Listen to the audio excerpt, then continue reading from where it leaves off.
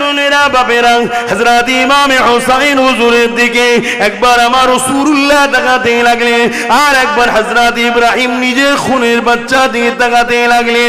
আল্লাহ নবীর নূরের চোখ দিয়ে পানি ঝরতে লেগেছে, দাড়ি মোবারক দিয়ে বুকটা ভেজে যাচ্ছে। আহারে কাকে দি কাকে ছাড়ি, দুটোই তো আমার কাছে প্রিয়। একটা আমার খুনের বাচ্চা, আর একটা হলো আমার অন্তরের ভালোবাসার বাচ্চা, আমার কলিজার টুকরি ফাতেমা সন্তান মাওলা আলীর খুন রয়েছে। কিন্তু আমি রাসূলুল্লাহ, আমার কাছে দুটোই তো বড় প্রিয়। এই সময়ে আল্লাহ নবী ফায়সালা টেনে দিলেন, ও হযরত জিবরাইল যান, আল্লাহ পাককে যে জানিয়ে দেন আমি আমার ইব্রাহিমকে আমার হুসাইনের উপরে কুরবান করে দিলাম। এই যুবকেরা, তাই আল্লাহ নবী বারবার হুসাইন হুজুরকে আদর করতেন আর বলতেন, এ হুসাইন রে, তোর উপরে আমার বাচ্চা ইব্রাহিমকে আমি মুহাম্মদ কুরবানি করেছি।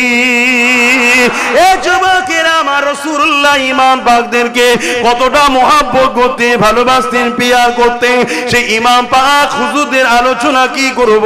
আল্লাহ নবী, নূর নবী, দয়া নবী, রহমতের নবী আমার একদিন মদিনা নববী শরীফের মেম্বার থেকে নেবে নবী আমার মেম্বারে দাঁড়িয়ে খুতবা দিতে লেগেছে। ঠিক এমনই সময় দেখা যায় ইমাম হাসান হোসেন দু ভাই আস্তে আস্তে মদিনা মসজিদ নববী শরীফে ঢুকতে লেগেছে। বড় ভাই হযরত হাসান আর ছোট ভাই হযরত হোসাইন। ছোট ভাই তখনও আরো ছোট, তাই ঠিকভাবে চলন ঠিক হয় না, কোন রকম দুলে দুলে পা ফেলে ফেলে আল্লাহ নবীর মদিনা নববী শরীফে ঢুকতে লেগেছে। নবী আমার খুতবা দিতে লেগেছে। হঠাৎ করে আল্লাহ নবীর নজরটা যে ইমাম হাসান হোসেনের দিকে পড়েছে, আল্লাহ নবী খুতবাটা বন্ধ করে দিয়েছে। খুতবা বন্ধ করে দিয়ে আল্লাহ নবী আগে আগে এসে এমন করে ইমাম হাসান হোসেন দুজনকে নবী আমার দুই কোলে নিয়ে বুকে করে জড়িয়ে ধরে আগিয়ে নিয়ে গিয়ে মেম্বারের উপরে বসিয়ে দিয়ে আল্লাহ নবী আবার খুতবা শুরু করেছে। নামাজ শুরু হয়ে গেছে। ঠিক এমনই সময় ইমাম হাসান হোসেন আল্লাহ নবীর পিঠ মুবারকে উঠে পড়েছে। দুদিকে পা দিয়ে নানা জানের চুল মুবারককে মজবুত করে ধরে আল্লাহ নবীর পিঠে তারা লাপালাপি করতে লেগেছে। নবী আমার মাথা তুলছে না, সিজদায় পড়ে যে সুবহান রাব্বিল আলা, সুবহান রাব্বিল আলা তাসবিহ পড়তে লেগেছে। দীর্ঘ সময় হয়ে যাচ্ছে, সাহাবাদের মধ্যে চিন্তা শুরু হয়ে গেছে। কেননা চারিদিকে নবীর দুশমন, হয়তো আমরা সবাই সিজদায় পড়ে আছি, কোন দুশমন ঢুকে গিয়ে রাসূলকে কি ক্ষতি করে দিল। সাহাবা সে যে কাতারে ছিল, হয়তো রাসূলকে ক্ষতি করে দিল নাকি। এত সময় কেন লাগে? কোনদিন নবী জামাতে বেশি সময় দিতেন না। কেন? জামাতে যুবকও থাকে, বুড়ো থাকে, সবার কথা মাথায় রেখে জামাত পড়তে হয়। একা যখন নামাজ পড়বেন, রাতকে রাত কাটিয়ে দেন, অসুবিধে নাই। জামাতে গুরুত্ব দিতে হয়, কেননা বয়স্ক মানুষও থাকে, তারা বেশিক্ষণ কিরাতে দাঁড়াতে পারবে না, বেশিক্ষণ রুকুতে দাঁড়াতে পারবে না, বেশিক্ষণ সিজদা অবস্থায় থাকতে পারবে না। অনেকের পেশাবের অনেক শিকায়েত আছে, অনেক প্রবলেম রয়েছে। তাই নবী আমার শিক্ষার জন্য সিজদায় তখন পড়ে থাকতেন না। আজকে সাহাবারা অবাক হয়ে যে যখন এই চিন্তা করতে লেগেছে, একজন সাহাবী বলতে লেগেছে, আমি সামান্য মাথাটা তুলে চোখটা দিয়ে দেখতে লেগেছি, কেন নবী মাথা তোলে না। আমি অবাক হয়ে গেলাম। আল্লাহ নবী সিজদায় পড়ে রয়েছে, আর নবী পাকের পিঠে ইমামে হাসান হোসেন দুজনে বসে রয়েছে। নানা জানের চুলকে ধরে তারা পিঠের উপরে লাফালাফি খেলা করছে, আনন্দ করছে। আর নবী তাই মাথা তুলছে না। কেন? তুললে বাচ্চা দুটো পড়ে যাবে। আমি এমন করে মনে করলাম যে হাতটা বাড়িয়ে হাসান হোসেনকে নামিয়ে নিয়ে যখনই হাত বাড়াতে গেছি, আমি অবাক হয়ে গেলাম। নূরের নবী কি ভালোবেসেছে বাচ্চা দুটোকে। হাতটা বগলের তলা দিয়ে আমাকে ইশারা করে জানাচ্ছে, খবরদার এই বাচ্চা দুটোকে আমার পিঠ থেকে নামিয়ে দেবে না। আরো জোরে বলুন সুবহান। নারে তাকবীর। ইমামে হাসান হোসেন, ইমামে হাসান হোসেন জান্নাতি যুবকদের সরদার। নারে তাকবীর। আল্লাহ নবী একদিন দোয়া করতে লাগলেন, ও রব্বি আল্লাহ পাক, আমি হাসান হোসেনকে ভালোবাসি, আপনি এদেরকে ভালোবাসেন।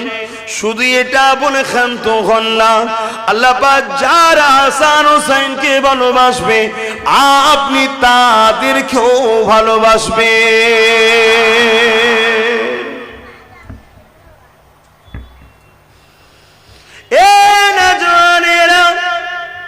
আমাদের লিডার, আমাদের জান্নাতের যুবকদের সরদার হযরত ইমাম হাসান হোসেন কেমন ছিলেন? আল্লাহ পাক তিনাদের ঘরে কতটা সম্মান মর্যাদা দিয়েছেন। আল্লাহ নবী, নূর নবী, দয়া নবী, রাহমাতুল লিল আলামিন নবী আমার একদিন এমন করে খাতুনে জান্নাতের ঘরে এসেছে। খাতুনে জান্নাতের ঘরে আসার পরে দুটো বাচ্চা খেলনা নবী কোলে নিয়েছে। ইমামে হাসান হোসেনকে কোলে নিয়েছে। নানার কোলে দুই ভাই খেলা করতে লেগেছে। হঠাৎ করে আল্লাহ নবী তাদের দুজনকে কোল থেকে নামিয়ে বললেন, এ হযরত হাসান, এ হযরত হুসাইন, তোমরা দু ভাই একটু কুস্তি লড়ো, কে জেতে দেখবো, কুস্তি লড়ো। আল্লাহ নবী এমন করে দুই ভাইকে কুস্তি লাগাচ্ছেন, দুজনে কুস্তি লাগছে। হযরত খাতুনে জান্নাত বলেন, আমি তখন রান্নার কাজে ব্যস্ত ছিলাম, আমি পর্দাটাকে সরিয়ে দেখতে লাগলাম আব্বা জান এমন করে দুই ভাইকে কুস্তি লাগিয়েছে। কিন্তু আমি অবাক হয়ে গেলাম, আব্বা জান হযরত হাসানের পক্ষ সাপোর্ট করতে লেগেছে, হাসানের পক্ষপাতিত্ব করতে লেগেছে, হাসানের পক্ষে দাঁড়িয়েছে। আমি ওই সময় অবাক হয়ে বলতে লাগলাম, আব্বা স্বাভাবিক পরিবারের গার্জেনরা ছোটদের পক্ষ সাপোর্ট লায়, হাসান তো বড়, হোসেন তো ছোট, আপনি হোসেনের পক্ষ না নিয়ে হাসানের পক্ষ কেন নিলেন? আল্লাহ নবী সময় বলেছিলেন, এ আমার কলিজা টুকরি খাতুনে জান্নাত, আমি রাসূল হাসানের পক্ষ নিয়েছি। তুমি মনে করছো আমি নবী হাসানকে বেশি ভালোবাসি? না, আমার কাছে দুটোই আমার চোখের তারার নাই, কিন্তু আমি রাসূলুল্লাহ হাসানের পক্ষ নিয়েছি দেখছো। কিন্তু তুমি জানো না, সাইয়্যিদুল মালায়েকা হযরতে জিবরাইল তিনি তো হোসেনের পক্ষ নিয়েছে। আরো জোরে বলুন সুবহান।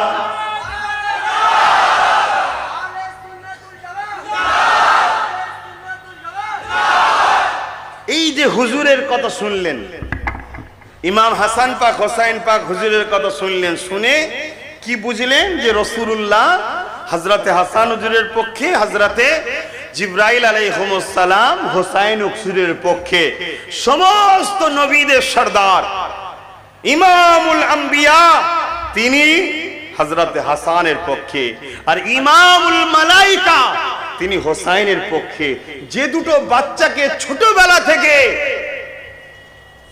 সমস্ত নবীদের সরদার লালন পালন করে, সমস্ত ফারিস্তাদের সরদার লালন পালন করে, এইটা শোনার পরে আমাদের মনটা একটা খুশি আনন্দ হয়েছে না হয়নি? এটা ঈমানের বৈশিষ্ট্য। এটা কি? তার মানে এতটুকু সিওর হয়ে থাকেন আপনাদের ঈমান, বলুন ঈমান আলহামদুলিল্লাহ আছে, বলুন সুবহানাল্লাহ।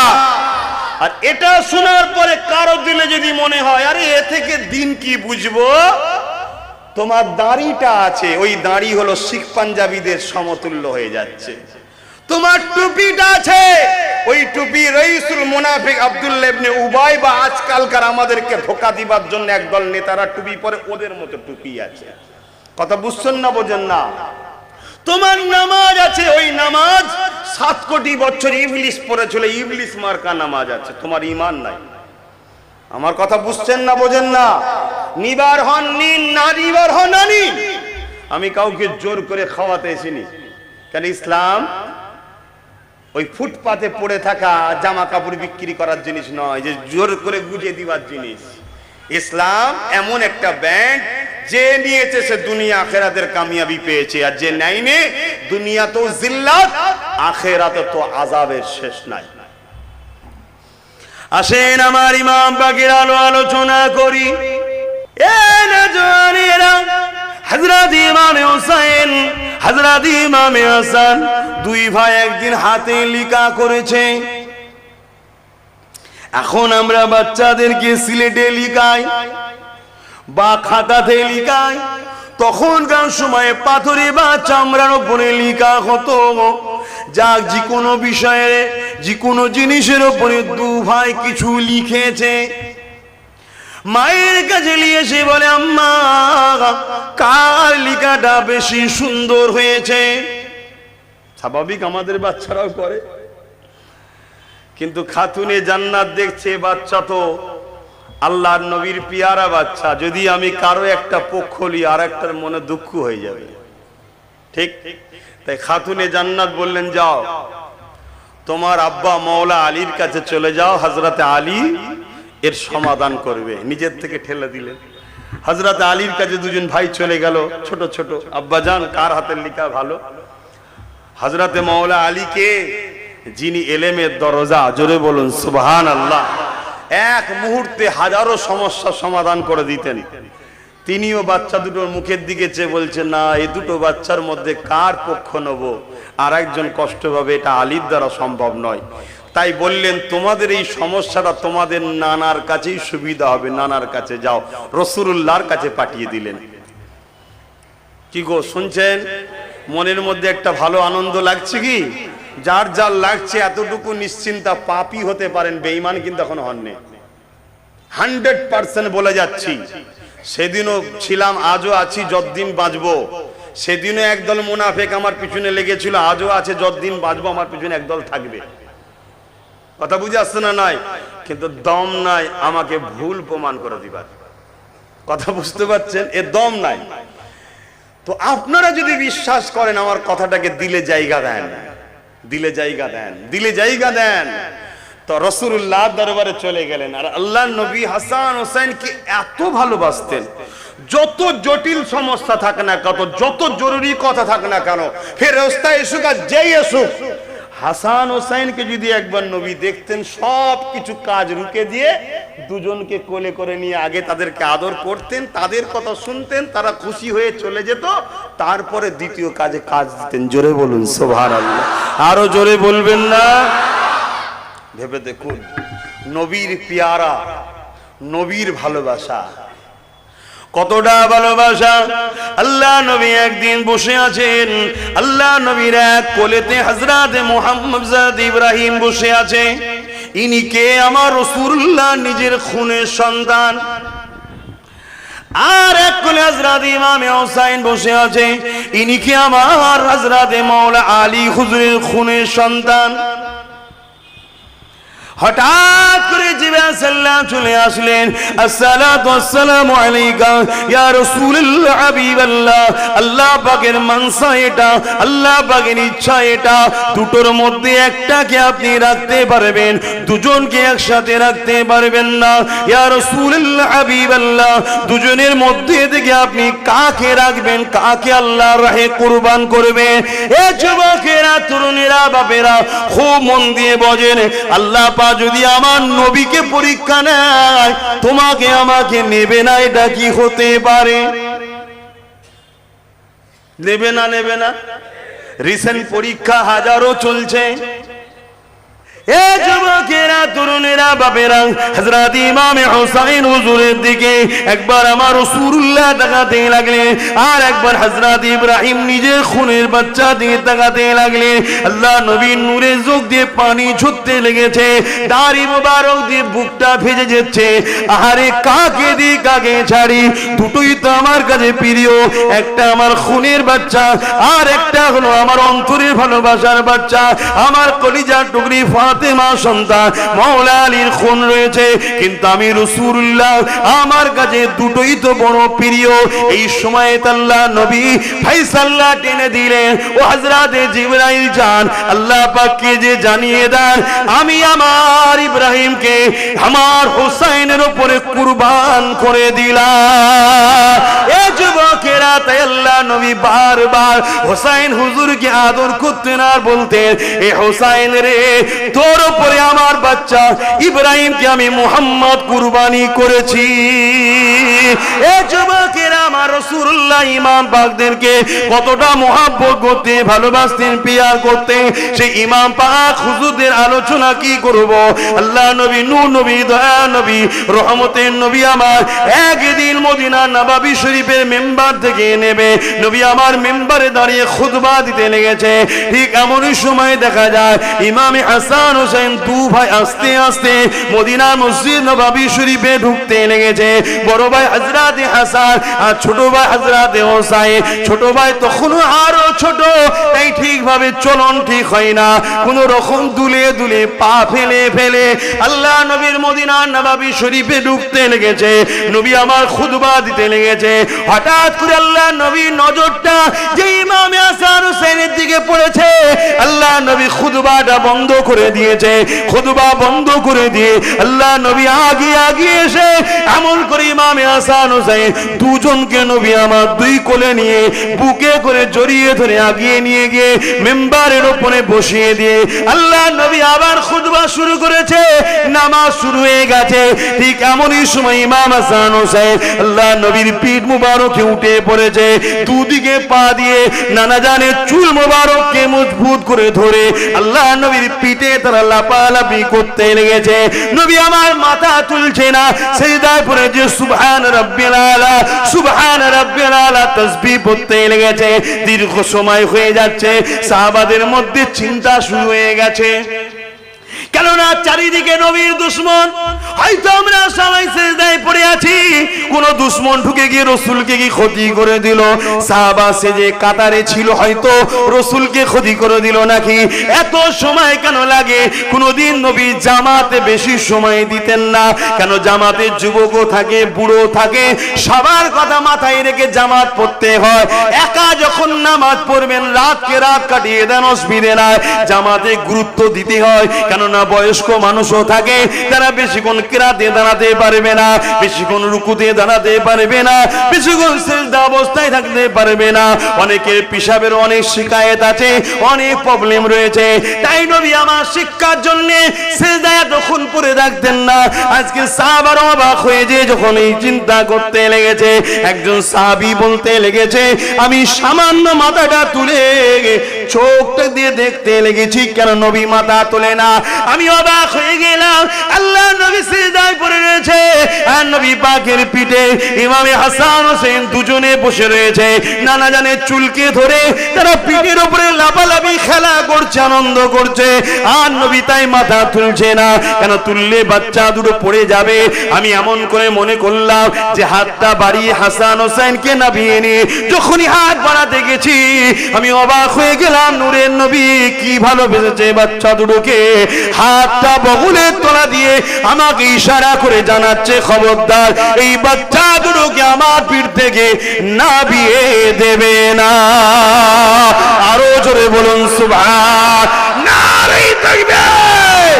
ইমাম হাসান হোসেন, ইমাম হাসান হোসেন জান্নাতি যুবকদের সরদার। নারে তাকবীর। আহা, তাদেরকে ভালোবাসোই আমরা, শুধু মুখে না, বাস্তবেও ভালোবাসতে হবে। বলুন বাস্তবে। আমার ইমাম পাকের আখলাক কি ছিল, আমার ইমাম পাক কি করেছিল, এগুলো জানতে হবে। কি গো, হুজুরের কথা হবে তো নাকি? এখন অনেকের আবার আজকাল ধারণা যে হুজুরের কথা শুনে কি করব। শোনো, বোকার মতো কথা বললে হবে না। আমার রাসূল বলছেন, যারা আমার বাচ্চাদের কথা শুনে আনন্দের দিনে হাসি করে, আনন্দ করে, অর্থাৎ হুজুরের আনন্দের সাথে আমরা আনন্দ করি, হুজুরের দুঃখের সাথে আমরা দুঃখিত হই, আল্লাহ ওদের মৃত্যুটা দেবে সবথেকে উত্তম আফজাল জিহাদের দরজা দেবে। জোরে বলুন সুবহানাল্লাহ। এটা কোন পরিবার বুঝতে পাচ্ছেন? এটা কোন পরিবার? যে পরিবারে কোরআন এসেছে, যে পরিবারের সদস্যর জন্য আল্লাহ জান্নাত করেছে, যে পরিবারে সকাল সন্ধ্যা দুপুরে জিবরাইল আসতো, বিনা ইজাজতে ঘরে ঢুকতো না, সেই পরিবারের কথা বলছি। যে পরিবার আমাদের জন্য ঈমানের একটা পাঠ হয়ে গেছে, যে পরিবারের উপরে দরুদ না পড়লে নামাজ কমপ্লিট হয় না। ওয়ালা আলে মুহাম্মদ, আলে মুহাম্মাদের পরিবারের কথা বলছি।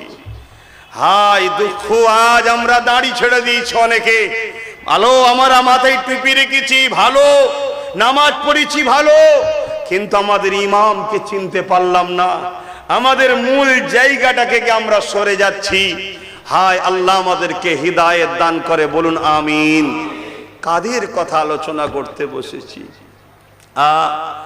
আল্লাহ নবী, নূর নবী, দয়ার নবী এই বাচ্চা দুটোকে কত ভালোবাসতো। অতএব ইমাম হাসান হোসাইনকে যারা ভালোবাসে তারা নবীর সুন্নতের সওয়াব পায়। জোরে বলুন সুবহানাল্লাহ। আহারে আমার নবী পাকের নওয়াজা যখন কারবালার ময়দানের দিকে রওনা দিলেন, অ্যাকচুয়ালি তিনি তো যেতে লেগেছেন কুফা জমিনে। কুফা জমিনের দিকে যাচ্ছে, হঠাৎ করে রাস্তায় তিনাকে আটকানো হলো। কে আটকালো? হযরতে হুর। এমন করে হুর, একজন ইয়াজিদ বিন হুর, সে রুকে দিল। ইমাম পাক এবং তিনার সঙ্গী সাথী মিলে ৭২ বা ৮২ জন ছেলে রয়েছে, বাচ্চারা রয়েছে, পরিবার রয়েছে। কেউ যদি লড়াই করতে যায় পরিবার ছেলেদের তো নিয়ে যাবে না। তেনাদের কাছে তো লড়াই করার জন্য যুদ্ধের সামান থাকবে তাও কিছু নাই, কেননা দাওয়াত দিয়েছিল। কে দাওয়াত দিয়েছিল? কুফার মানুষরা দাওয়াত দিয়েছিল। ইয়াজিদ সৈন্য পাঠিয়ে দিয়ে, মারওয়ান সৈন্য পাঠিয়ে দিয়ে এমন করে তিনাকে কুফার জমিনে ঢুকতে না দেওয়ার জন্য রাস্তাতে আটকে দেওয়া হলো। আমার ইমাম পাককে দাঁড় করিয়ে দেওয়া হলো। কে দাঁড় করালো? ১০০০ সৈন্য নিয়ে এমন করে ইয়াজিদ বিন হুর বিন ইয়াজিদ বাড়িয়ে দাঁড় করিয়ে দিল। দাঁড় করিয়ে দিয়ে বলল, ইমাম আপনি কোথায় যাবেন? ইমাম পাক বলেছিলেন, আমাকে দাওয়াত দিয়েছে কুফার মানুষেরা, তাই আমি কুফার জমিনে যাচ্ছি। আমাকে দাওয়াত দিয়েছে, আমি কুফায় যাচ্ছি। কিন্তু হুর বিন ইয়াজিদ বলল, না, আমাকে শাসকের হুকুমতের পক্ষ থেকে অর্ডার আছে, আপনাকে যেতে দেওয়া হবে না। শুনছেন না শোনেননি? আমার ইমাম পাক ওই সময় বললেন, তাহলে একটা দিন আমাকে সময় দেওয়া হোক। অনেক বড় কথা। হুর বিন ইয়াজিদের আগে থেকেই কিন্তু আমার রাসূলুল্লাহ পরিবারদের উপরে একটু হলো মহাব্বত ছিল, কিন্তু তাই বেউজ্জতি করতে চাইনি। উনি বললেন, হুজুর আপনি রাতের আড়ালে আস্তে আস্তে রওনা দেবেন, আমি সৈন্যদেরকে নিয়ে একটু সাইডে সরে থাকবো। কেন, ডিউটির একটা ব্যাপার আছে না, আমাকে মেরে ফেলবে। শুনছেন না? কিন্তু চাইছে না। অনেক বড় কথা।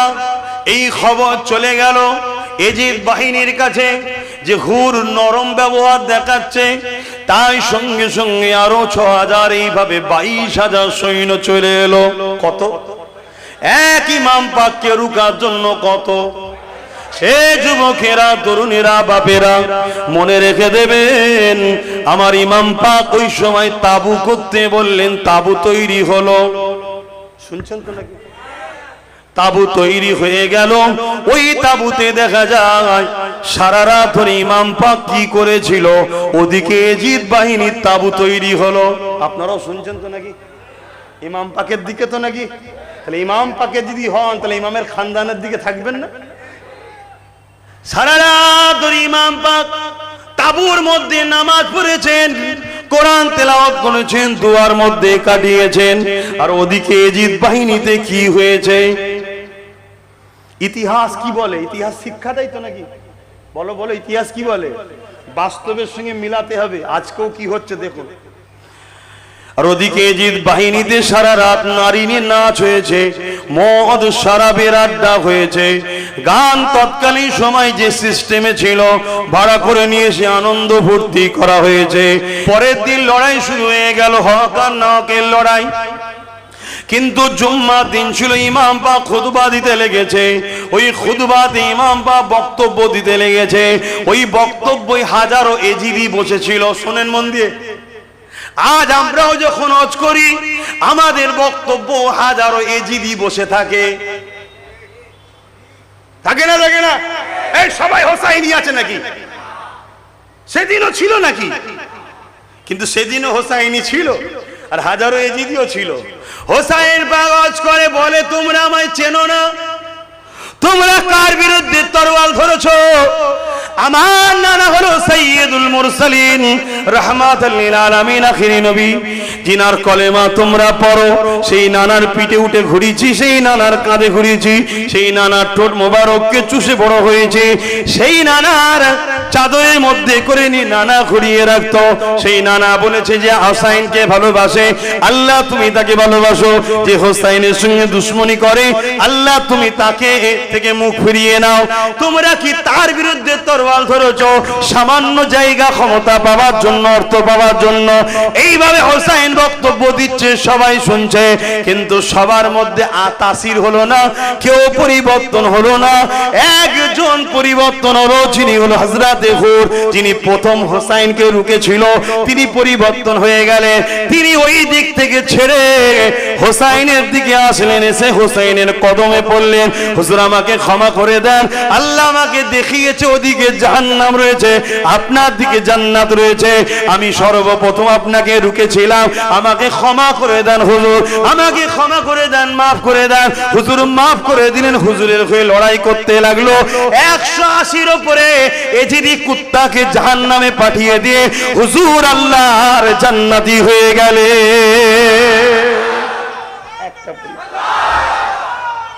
আল্লাহু আকবার। তাহলে হক কথা বললে পরিবর্তন হয় না, হয় না? একটা তো হয়েছে, এটা দায়িত্ব বলতে হয়। হুজুরও দায়িত্ব নিয়ে বলছে, না হয় কিয়ামত দিন বলবে যে আমরা ঘুমিয়ে গেছিলাম, কই হোসাইন তো আমাদেরকে জাগালো না, আমরা নাই নেশায় পড়ে গেছিলাম, লোভে পড়ে গেছিলাম, হোসাইন তো জাগালো না। মৃত্যু তো এজিদেরও হয়েছে, আর ইন্তেকাল তো হোসাইনও হয়েছে। এজিদ ইমাম পাককে শহীদ করার পর 3 বছর 4 বছর খুব বেশি ক্ষমতায় টিকে ছিল। এই 4 বছর ওর কি অবস্থা হয়েছিল সেই ইতিহাস আপনারা জানেন কি জানি না। খোদা এমন বিমার দিয়েছিল যে বিমারে সর্বসময় ছটফট করেছে, যা কিছু খায় ভেতরে শুধু জ্বলন হয়, জ্বলন জ্বলন, ওই জ্বলনে ছটফট করতে লেগেছে। তার প্রজারা তাকে, তার মন্ত্রীরা, তার যারা আমলা ছিল, এজিদ যাতে এই কষ্ট থেকে একটু ভুলে থাকতে পারে, তাই এজিদকে বিভিন্ন জায়গায় ভ্রমণে নিয়ে যাওয়া হতো, সুন্দরী সুন্দরী প্রতিদিন নতুন নতুন নারী দেওয়া হতো। তথাপি এজিদের জ্বালা যন্ত্রণা এজিদ সহ্য করতে পারত না। এত জুলুম অত্যাচারের শাস্তি তো দুনিয়ায় হলো, আজকে সেই এজিদকে আল্লাহ জাহান্নামের কুকুর বানিয়ে জাহান্নামে রেখেছে। কারো সন্দেহ আছে? কারো সন্দেহ আছে? নতুন করে একদল নামাজি, দাড়িওয়ালা, টুপিওয়ালা, পাগড়িওয়ালা এজিদকে বাঁচাবার চেষ্টা করছে। জানবেন ওরাও জাহান্নামের কুত্তা ছাড়া আর কিচ্ছু হবে না। এই কুত্তা ভাষাটা কি খারাপ লাগছে নাকি? এর চেয়ে ভালো কি শব্দ আছে ভাই আমার কাছে জানা নেই। এটাই আমার কাছে সব থেকে উত্তম শব্দ ওদের জন্য। তাই আমি বলছি, কথা বুঝে আসছে? মনে রাখবেন, আজকেও কিছু মানুষ চক্রান্ত করছে, এজিদকে বাঁচাবার চেষ্টা করছে। তাই আজও বলে যায়, সেদিনও আহলে রসুলদের উপরে জুলুম হয়েছে, আজও আহলে রসুলদের উপরে জুলুম হবে, এটা স্বাভাবিক। তবে মনে রাখবেন, আহলে রসুলদের কাজ দ্বীন ইসলামকে জিন্দা রাখা। তাই যুগে যুগে ইমাম পাকের বংশধরেরা, যুগে যুগে সাহাবা হুজুরদের খানদানেরা আজ ইসলামের ঝান্ডাকে জিন্দা রেখেছে। এ যুবকেরা, যুগে যুগে জিদিরা আমার রাসূলুল্লাহ দ্বীনকে মিটাবার চেষ্টা করেছে। যুগে যুগে তাদের সাথ একদল মুনাফিক উলামারা দিয়েছে।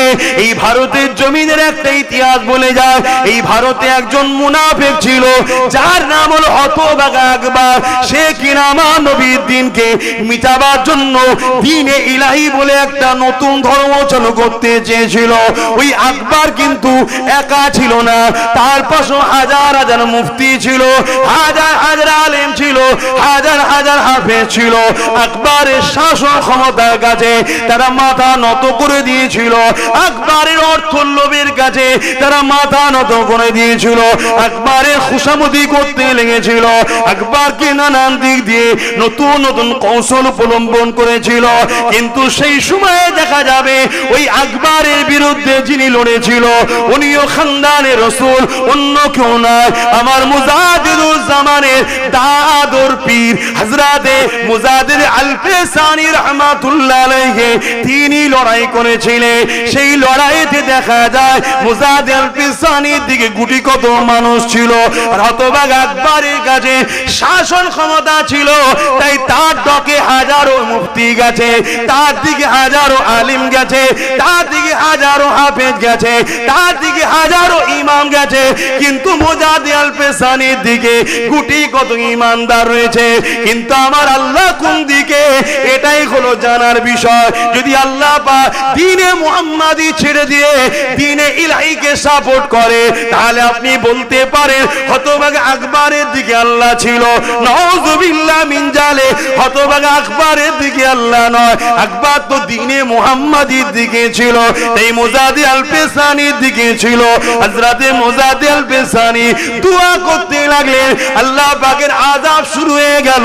ওই আযাবেতে হতভাগা আকবরও ধ্বংস হলো, তার পক্ষে যত হাজারো মুফতি আলেম ছিল তারাও ধ্বংস হয়ে আজ জাহান্নামের কুত্তা তৈরি হলো। এই যুবকেরা তাই বলে দিয়ে যায়, এই দুনিয়ায় সবাইকে মরতে হবে। তুমি রহমানের দিকে থাকলেও মরবে, শয়তানের দিকেও থাকলে মরবে, হুসাইনের দিকেও থাকলে মরবে, ইজিদের দিকেও থাকলে মরবে। কিন্তু তোমার আখিরাতটা কোথায় হবে? তুমি সারা জীবন তুমি এজিদের দলে থাকবে, এজিদকে সাপোর্ট করবে, এজিদের কর্মকাণ্ডকে বাহবা দেবে, এজিদের কর্মকাণ্ডকে শক্তিশালী করবে, এজিদকে সাপোর্ট করে আরো ক্ষমতায় বসাবে, আর পরকালে গিয়ে হোসাইনের সঙ্গে জান্নাত যাবে। এই আশাটা করে লাভ হবে না, হবে না। তাই সেদিন মুজাদ্দিদ আল-ফিসানি আমল করে আমার রাসূলুল্লাহ দিকে ছিল, হোসাইনের দিকে ছিল, হতভাগা আকবর এজিদের দিকে ছিল, সে বরবাদ হয়ে গেছে। আজও চোখের সামনে আমরা দেখতে পাচ্ছি দুটো দিক হয়ে গেছে, একটা এজিদের দিক, একটা হোসাইনের দিক। এজিদের দিকে যদি তোমরা থাকো তাহলে বরবাদ হয়ে যাবে, হোসাইনের দিকে যদি থাকো দুনিয়ায় জুলুম হবে। কেন? এজিদের হাতে ক্ষমতা থাকে, এজিদ প্রশাসন দিয়ে তোমায় জুলুম করবে, এজিদ শাসকের ক্ষমতা নিয়ে তোমার উপরে অত্যাচার করবে, তোমার কাজকে বন্ধ করে দেবে, তোমায় মিথ্যা কেস দেবে, তোমাকে শুলিতে চড়াবে, তোমাকে ফাঁসিতে চড়াবে, তোমাকে অনেক কষ্ট দেবে। মনে রেখে দেবে, যেটাই তোমার উপরে হোক না কেন, তোমার আল্লাহ পক্ষ থেকে এটা পরীক্ষা শুধুমাত্র। এই পরীক্ষায় তুমি যদি ধৈর্যের সাথে কামিয়াবি হতে পারো, কোনো চিন্তা না, তুমি হোসাইন পাকের সঙ্গে জান্নাতি হয়ে যাবে। আরো জোরে বলুন সুবহান।